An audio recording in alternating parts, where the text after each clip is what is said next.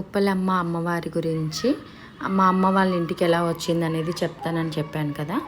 దానికన్నా ముందు మీకు ఇక్కడ చూస్తున్నారు కదా, అదైతే బద్దిపోచమ్మ తల్లికి బోనాలు అదే రోజు బోనాలు చేశారు. మా అమ్మ వాళ్ళు కూడా సరే ఆడపిల్లలని అందరినీ పిలుచుకుంటాం కదా అని చెప్పేసి ఆ రోజే మా అమ్మ వాళ్ళు కూడా అమ్మవారికి చేసుకున్నారు.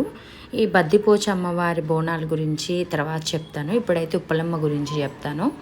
ఉప్పలమ్మ అమ్మవారు ఏ రూపంలో మన ఇంటికి వచ్చిద్దంటే, పుట్టగొడుగులు ఉంటాయి కదా, పుట్టగొడుగులు బాగా గొడుగులాగా వచ్చేసి అలా వచ్చి ఒక రకమైన స్మెల్, ఇంకా కొన్ని ఉన్నాయి అవి నాకు చెప్పడానికి రావట్లేదు.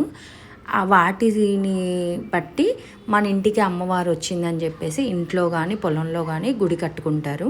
ఇప్పుడు ముందు వీడియోలో మీరు చూసారు కదా, అలా గుడి కట్టుకుని అమ్మవారిని పెట్టేసి ఆ పొట్టేలతో అలా చేసేసుకుంటారు. ఆడపిల్లలు అందరూ బంధువులందరినీ పిలుచుకొని చేసుకుంటారు.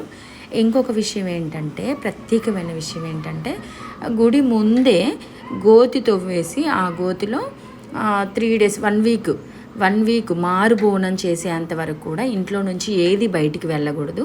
ఏది కూడా ఇవ్వరు, డబ్బులు కానీ ఏవి బయటికి ఇవ్వరు.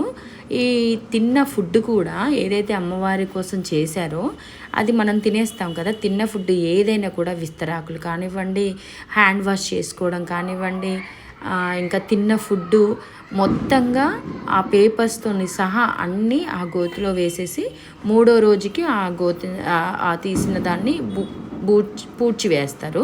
పూడ్చి చేసిన తర్వాత మారు బోనం 1 week వరకు, ఎప్పటి వరకు అయితే బోనం 1 weekలో బోనం చేయాలని చెప్పాను కదా, ఆ బోనం చేసి అమ్మవారికి సమర్పించిన తర్వాత ఆ గుడి తలుపులని మూసివేస్తారు. మూసివేసి ఇంకా ఫ్రైడే అలా ఎవరికి నచ్చినట్టుగా వాళ్ళు చేసేసుకుంటారు. మా అమ్మ అయితే ఫ్రైడే చేసుకునేది.